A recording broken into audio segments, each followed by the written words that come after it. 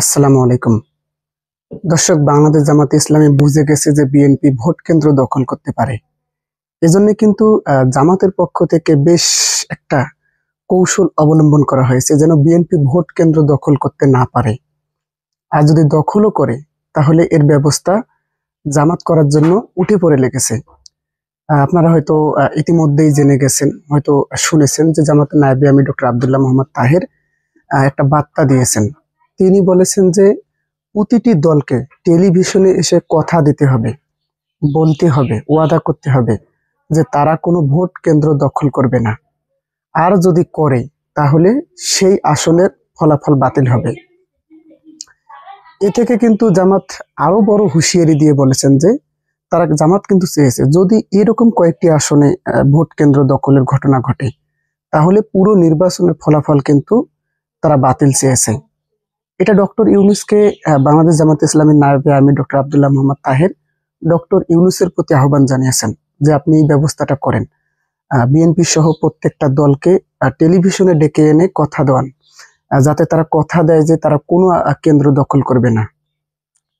আপনারা হয়তো অবগত আছেন যে বিএনপির যে যারা কাউন্সিল আছে, তাছাড়া পদের জন্য যে ভোট হয়, অনেক জায়গায় কিন্তু এরকম হয়। বিএনপির প্রতিদ্বন্দ্বী প্রার্থী কিন্তু কয়েকজন করে থাকে, সভাপতি প্রার্থী, সেক্রেটারি প্রার্থী কিন্তু কয়েকজন করে থাকে, অনেক কয়েকজন কিন্তু বড় বড় পদ চায়। তো তারা কি করে, যখন ভোট করে তাদের যারা দলীয় পদে আছে তাদের নিয়ে একটা ভোট করে, সেই ভোটেও কিন্তু দেখা গেছে যে বিএনপি বাক্স বা কেন্দ্র এগুলো দখল করে বাক্স নিয়ে চলে যায়।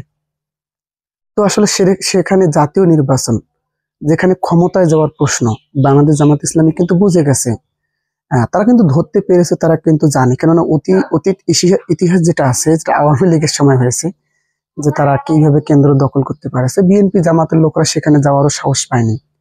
তবে সেই পরিস্থিতি কিন্তু যেহেতু এখন নেই, তো জামাত আসলে কৌশলে, দেখেন, এটা শুধুমাত্র বিএনপি কে টার্গেট করে কিন্তু এই ঘটনা ঘটাবে বাংলাদেশ জামাত ইসলামী। শুধুমাত্র বিএনপি কে টার্গেট করা হয়েছে, কেননা বিএনপি শুধুমাত্র কেন্দ্র দখল করবে বর্তমান পরিস্থিতিতে। এখানে জামাতের কোনো লোক কেন্দ্র দখল করতে যাবে না। এনসিপির কোনো লোক আসলে কোনো প্রার্থী কেন্দ্র দখল করতে যাবে না। কিন্তু বিএনপি প্রার্থীরা কিন্তু বিএনপি নেতাকর্মীরা ঠিকই কেন্দ্র দখল করতে যাবে। তো এই থেকে জামাত কিন্তু ডক্টর ইউনূসের প্রতি আহ্বানটা জানিয়েছেন যে আপনি সমস্ত রাজনৈতিক দলকে নিয়ে আসেন টেলিভিশনে, তাদেরকে দিয়ে ওয়াদা করান যে তারা কোনো কেন্দ্র দখল করতে পারবে না। যদি দখল করে তাহলে ওই আসনের ফলাফল কিন্তু বাতিল হবে। আপনারা ইতিমধ্যে অবগত আছেন যে নির্বাচন কমিশনের যিনি দায়িত্বে থাকবেন, যে আসনের দায়িত্বে, ওনাকে কিন্তু ক্ষমতা দেওয়া হয়েছে যে যদি কোনো আসন দখল হয় বা বিতর্কিত হয়ে পড়ে, আর যদি কোনো কেন্দ্র, নির্বাচন কমিশন যিনি দায়িত্বে থাকবেন তিনি কিন্তু পুরো আসনের ফলাফল বাতিল করতে পারবেন। সেক্ষেত্রে কিন্তু দেখা যাচ্ছে যে জামাত কিন্তু চেয়েছিল, যে এটাও চেয়েছিল, যদি কোনো কেন্দ্র যদি দখল হয়, যদি সমাধান না হয়, তাহলে আসনের ফলাফলটা বাতিল হবে। এবং যদি এরকম কয়েকটি আসনে যদি দখল করে, যেমন বিএনপি যদি দখল করে, তাহলে জামাত কিন্তু পুরো নির্বাচনী ফলাফলটা বাতিল চেয়েছে। তো সেক্ষেত্রে নির্বাচন কমিশনকে এই পাওয়ারটা দেওয়া হয়েছে, যদি কোনো কেন্দ্র যদি দখল হয়, বিএনপির দ্বারাই হোক না কেন, আর জামাতের দ্বারাই হোক না কেন, এনসিপির দ্বারাই হোক না কেন, তাহলে কিন্তু সেই দায়িত্বে থাকা অফিসার কিন্তু পুরো আসনের ফলটা বাতিল করে দিতে পারেন, অথবা ওই কেন্দ্রে আবারও পুনরায় ভোট করার কিন্তু ক্ষমতা তিনি পাবেন। সেক্ষেত্রে এই যে কেন্দ্র দখল, মারামারি, এগুলো ঠেকাতে কিন্তু, ভোট চুরি, এগুলো ঠেকাতে কিন্তু নির্বাচন কমিশন কিন্তু অনেকগুলো পদক্ষেপ নিয়েছে, যার মধ্যে ড্রোন ক্যামেরা নিয়েছেন তারা। অবশ্য বডি ক্যামেরাও নিয়েছেন, কিন্তু ড্রোন ক্যামেরাও কিন্তু পর্যবেক্ষণের জন্য কোথায় কি হচ্ছে এই পর্যবেক্ষণটাকে কেন্দ্র করে কিন্তু তারা ড্রোন ক্যামেরা, বডি ক্যামেরা, এমনকি নিরাপত্তা প্রহরীরও সংখ্যা কিন্তু বাড়িয়েছেন। এবারে নির্বাচনে সর্বোচ্চ সেনাবাহিনী কিন্তু নির্বাচনের দায়িত্ব পালন করবে, এবং সেনাবাহিনী কিন্তু কাউকে গ্রেপ্তারও করতে পারবে। দেখা গেছে যে প্রায় 1 লক্ষর মতো সেনাবাহিনী কিন্তু এবারে নির্বাচনের দায়িত্বে থাকবে। তাছাড়া আনসার সদস্য আছে, পুলিশ সদস্য আছে, বিজেপি সদস্য আছে। দেখা যাচ্ছে যে এবার নির্বাচনটা সব থেকে কঠিন হতে যাচ্ছে।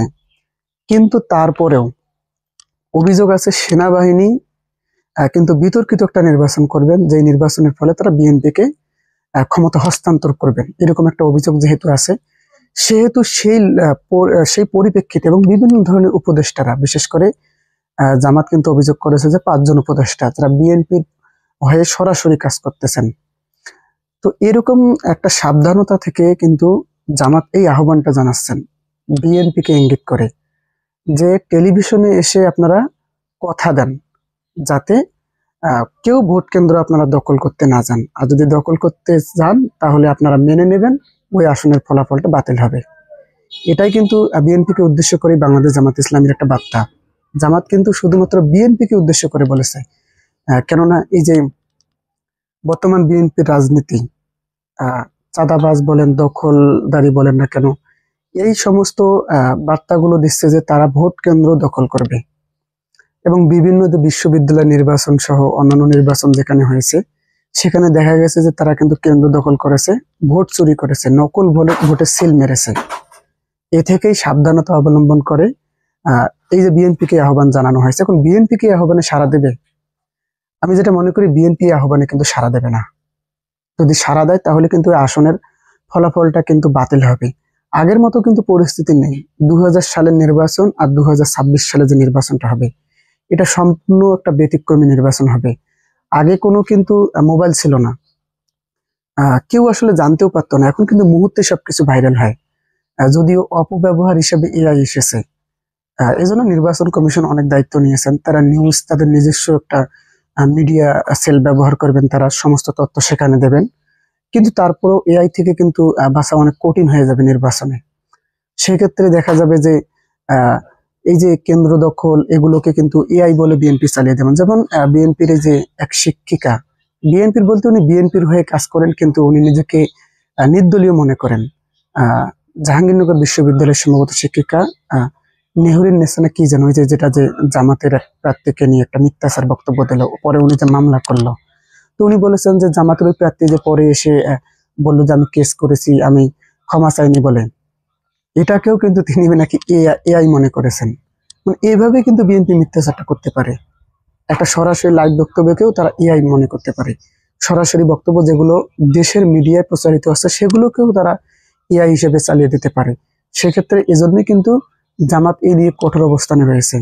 ডক্টর ইউনূসের প্রতি এই আহ্বান জানিয়েছেন, বিএনপির প্রতি, এনসিপির প্রতি এবং অন্যান্য রাজনৈতিক দলগুলোর প্রতি আহ্বান জানিয়েছেন যে আসেন আপনারা টেলিভিশনে সরাসরি এসে দেশের সর্বস্তরের মানুষকে সাক্ষী রেখে ওয়াদা করেন, কথা দেন যে আপনারা কোনো ভোট কেন্দ্র দখল করতে পারবেন না।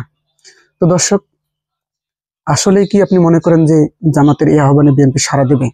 বিএনপি কি টেলিভিশনে গিয়ে জামাত, এনসিপি সমস্ত রাজনৈতিক দল মিলে এই ওয়াদাটা করবেন যা তারা কোনো ভোট কেন্দ্র দখল করবেন না? আপনি কি মনে করেন? অবশ্যই আপনাদের মন্তব্যটি কমেন্ট করে জানাবেন। ধন্যবাদ। আসসালামু আলাইকুম।